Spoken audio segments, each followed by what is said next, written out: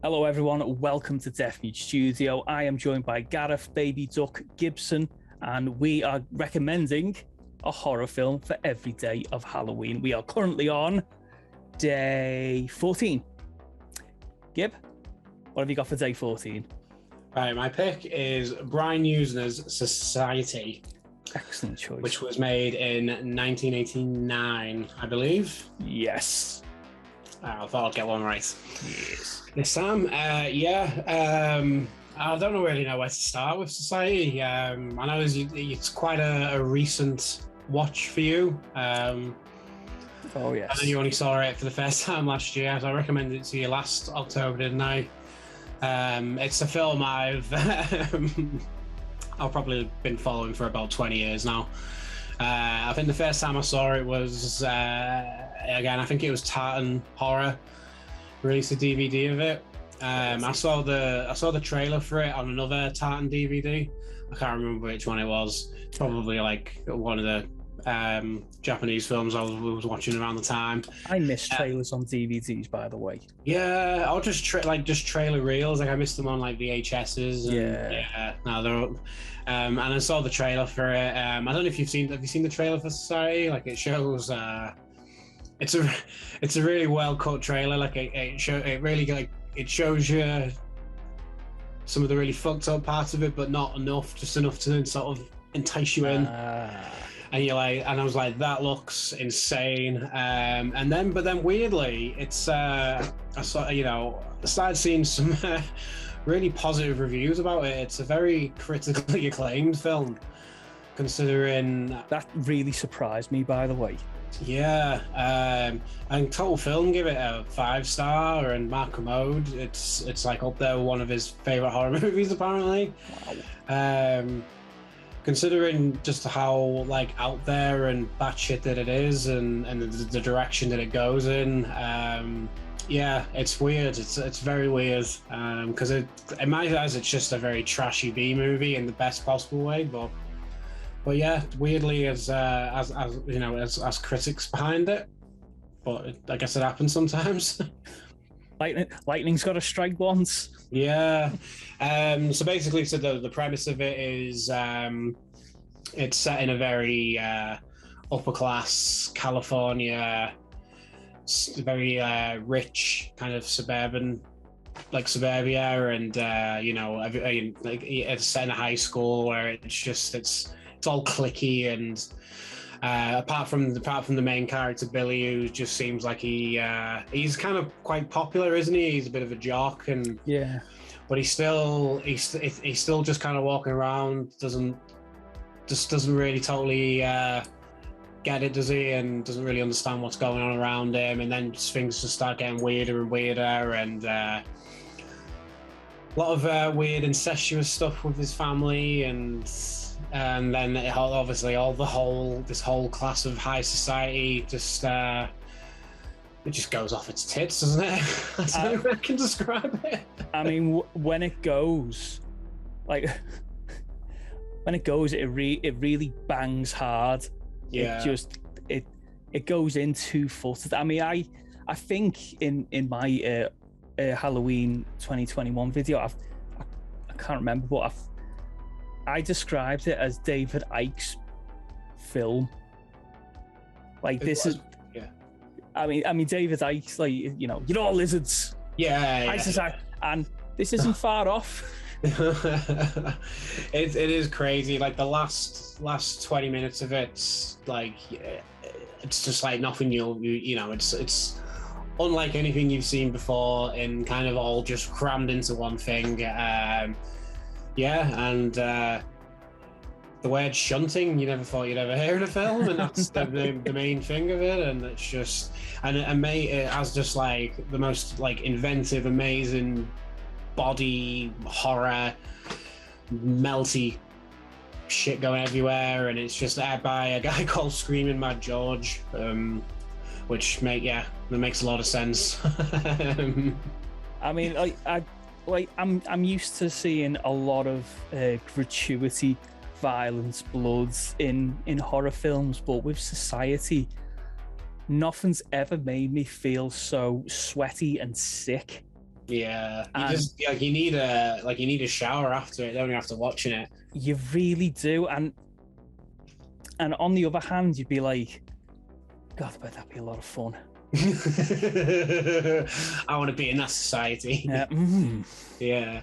But I do love the whole the kind of like the fish out of water, but the fish out of water of like someone already in some sort of again, like society, but it's just like I don't quite totally understand. Like, I don't quite know all these people. Like, I know them, but I don't know them, and I really like that premise. And I say it does touch upon stuff with class and things like that in the 80s as well of it. So maybe that's a lot maybe what the critics kind of cling on to, and maybe that's why it has got a bit of a bit of acclaim behind it. So, but it's just funny that like Total Film give it a 5-star, and it's got a guy with a face on his ass in the end, and I mean, and a guy with a giant hand, on his head. Yeah, exactly. So I mean, if you were to give me this film and said, "Watch this," and tell me if it's well loved by critics, I would have said, "No, it's definitely not." I mean, this film screams out cult following. Yeah, and it has got a big cult following. But as I say, it's it does get good reviews as well, which. It's weird sometimes. Like some films do just it does happen sometimes. And another thing I quite like about it is it's the as you're going through it with what's his name, Billy, yeah. As you're going through it, it goes through the is he having a mental breakdown or is it all real? And it holds that up all until the very final scene, and then it just goes, it's all real, baby. Yeah, and then he has that psychiatrist as well that's kind of just giving him loads of false information to like throw him off, but then kind of foreshadow as well what's probably going to happen to him. I fucking love it. It's so unique, so original. But there's just no film like it. I mean, that's what I love about it. If you were to ask me, like, if you were gonna die, how would you like to go? I'd say send me to the slug orgy. Would you want to get shunted as well? Oh yes, all the way through.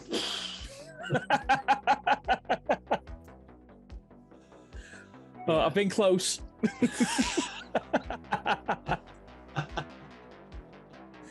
No, excellent pick. It's a film that you couldn't recommend to just anybody. Yeah. Like you've got to have some sort of some trashy horror under your belt to graduate to society. Absolutely, yeah. It's one of those films I'll say I'll recommend it and I'll put it on my list. But if you don't like it and you think, why have you recommended this? I totally understand as well that you're not on board for shunting orgies. It's an acquired taste. It's the film and the orgies. So yeah, absolutely solid pick. I love it. It's disgusting and sweaty and horrible and kind of sexy at the same time. Love it. It's just this mixed emotions, isn't it? It is. It brings up mixed feelings. It's a good job my lower half's hidden. Just thought you immediately scream and go up a little bit. Oh, so for my pick, Gib, I've gone with a remake. Oh, okay. And a remake that we saw together, right? So I'm not a big fan of the original, which is pretty sacrilege in terms of horror because everybody loves it. I don't know, maybe I need to give it a rewatch, but my pick is 2018's Suspiria. Okay. It's for me, it's one of them sequels that by far surpassed the original. Mm-hmm. Yeah. By far. And it's just such a slow burning, creaking, creepy, weird, out there, again, kind of sexy film. It's so dark as well. I mean, it's like dark in the tone of it's dark and the look of it's dark. I mean, the subject matter is obviously very dark as well, and it does what remakes should do and tell the story, but in a different way. Yes, and this is what it does. Really massively. I love the original as well, but yeah, I agree. This is a really, really good film. I mean, it's done. It's directed by, I'm going to butcher his name, Luca Guadagnino. I've butchered it. We'll call him Luca. He's done like award darling films like Call Me by Your Name and whatnot. He's a really good filmmaker, and he's not treated this as just a horror. He's treated it like a proper, I can tell a really cool, really weird story here. And that's the thing. It's just it's like really well written story that just builds and builds and builds to the horror. It just doesn't, like, the horror really builds, doesn't it? So for sort of like you get snippets of it all the way through, but then till it's the final act, it's it's such a slow burn to it, but it's very, very, very rewarding, satisfying ending. It is. And Mia Goth, slightly confusing as well.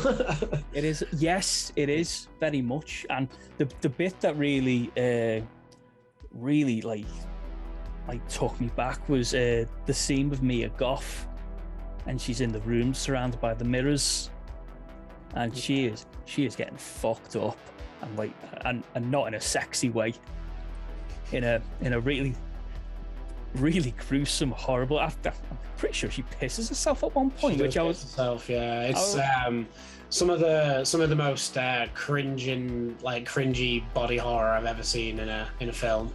It's tough to watch, and the sound design as well makes it so much like I remember watching it in the cinema, and you sort of feel it every time she contorts, and like it's a brutal scene. And then for them to just go whoosh in those little circles, just hook her away as well. It's awful. Yeah, I didn't realize that was Mia Goth.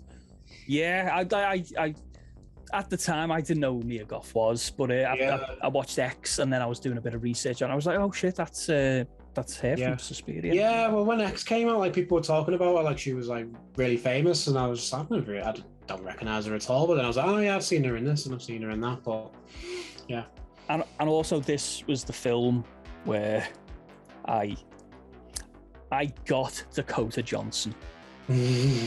Because I've not seen any of the 50 Shades films, because I'm not a postmenopausal woman. Bit offensive there. Yes. I'll get there, ladies. Believe you and me. Hot flushes are incoming. No, like I've not seen any of her other work really, but I thought she was phenomenal in this. And yeah, she was really, really good. And on the sly, Gib, I am a big fan of dance numbers. Yeah. Like, I'm not a musical fan per se, but I do like the odd musical here, there.